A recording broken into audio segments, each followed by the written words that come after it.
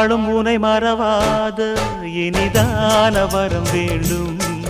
உறவாலும் உடல் உயிராலும் பிரியாத வரம் வேண்டும்.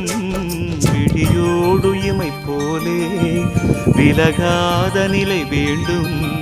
இணையான இளமானே துணையான இளமானே, இணையான இளமானே துணையான இளமானே.